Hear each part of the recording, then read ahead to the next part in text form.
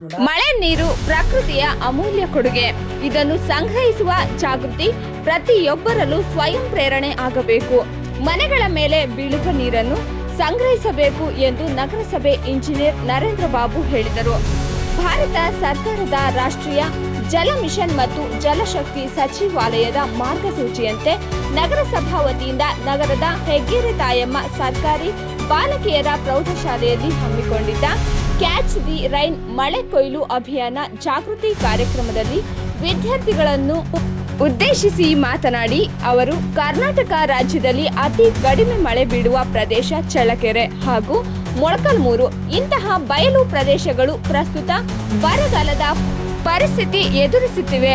ಮಳೆ ಪ್ರಮಾಣದಲ್ಲಿ ಕುಂಠಿತ ಇದೆ. ಇದರಿಂದ ಕುಡಿಯುವ ನೀರಿಗೂ ಸಮಸ್ಯೆ ಆಗಲಿದೆ. ಈ ಪರಿಸ್ಥಿತಿ ನಿರ್ವಹಣೆಗೆ ಪ್ರಕೃತಿ ಮಳೆ ನೀರನ್ನು ಮಳೆ ಬೀಳುವ ಜಾಗದಲ್ಲಿ ನೀರು ಸಂಗ್ರಹಿಸುವ ಜಾಣ್ಮೆ ಇರಬೇಕು. ನಾಳಿನ ಭವಿಷ್ಯಕ್ಕೆ ಆಧಾರ ಆಗಲಿದೆ. ನೀರಿನ ಮೂಲ ಪೋಷಣೆಗೂ ಅನುಕೂಲ ಆಗುತ್ತದೆ. ಪ್ರತಿಯೊಬ್ಬ ವಿದ್ಯಾರ್ಥಿನಿಯರು ತಮ್ಮ ಪೋಷಕರಿಗೆ ಈ ಕುರಿತಂತೆ ಮಾಹಿತಿ ನೀಡಬೇಕು ಎಂದು ತಿಳಿಸಿದರು.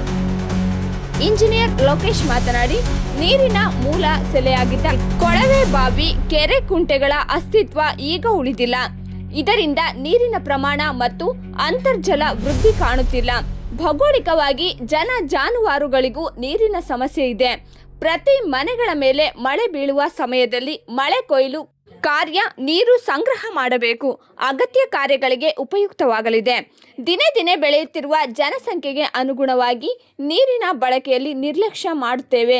ಅಮೂಲ್ಯ ನೀರನ್ನು ಜಾಗೃತವಾಗಿ ಬಳಸುವ ಮತ್ತು ಸಂಗ್ರಹಿಸುವ ಜವಾಬ್ದಾರಿ ಪ್ರತಿಯೊಬ್ಬರೂ ಬೆಳೆಸಿಕೊಳ್ಳಬೇಕು ಎಂದು ತಿಳಿಸಿದರು.